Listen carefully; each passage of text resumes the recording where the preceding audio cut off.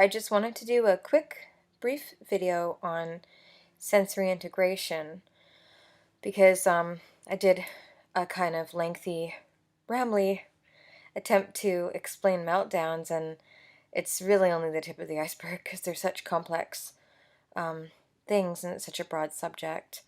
But sensory integration is related to sensory processing disorder. So sensory integration problems are something that I have and my son has, where it's like you're overstimulated by your environment, but you don't notice that you're not able to identify that you are overstimulated. So you talk excessively and ramble and kind of,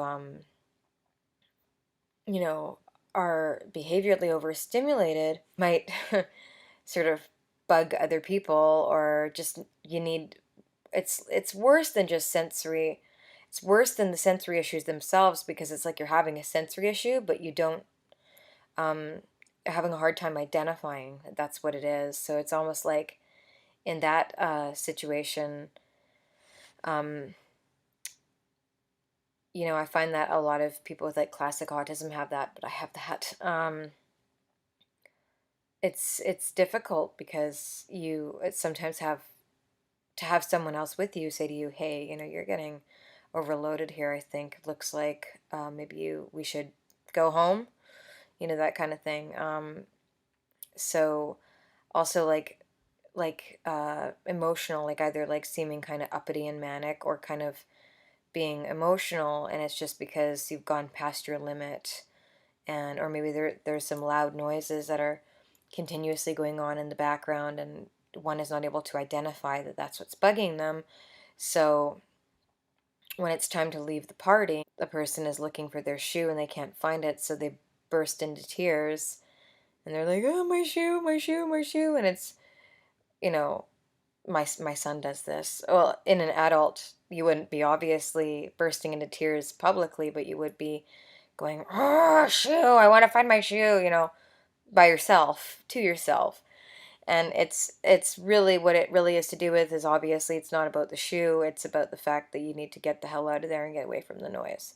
Sensory integration can cause problems with having pain, a stomach problem, or a headache or something, and not being able to identify specifically where the pain is coming from, kind of reacting anxiously and not being able to understand that it's a stomach um, ache, that you are not, having indigestion, or that it's a headache, or, you know, um, sensory integration problems can be really profound. That's how you get, people having massive meltdowns. And, part of it is the sensorial confusion and disorientation of not being able to, like, even identify and address and alleviate what is a sensory trigger. So I mean, when there's so much going on, if someone is in pain and they're in a busy environment, they might not know they're in pain.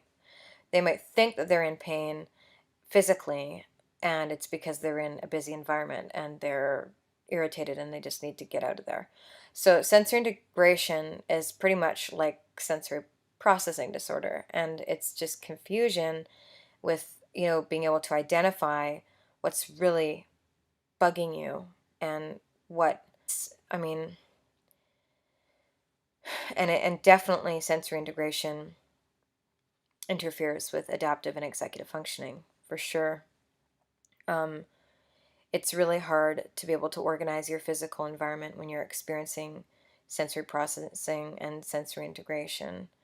And it's a vicious cycle, because then you're all wound up and you can't slow down and organize your environment or identify, what's going on. So there's lots of techniques to try to identify, but sensory integration and sensory processing is further complicated when people have chronic pain and chronic health issues.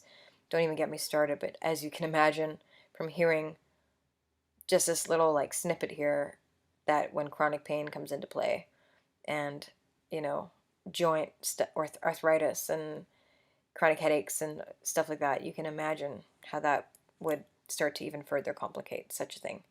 So Yeah. The level of the brain, it's a mysterious thing, isn't it?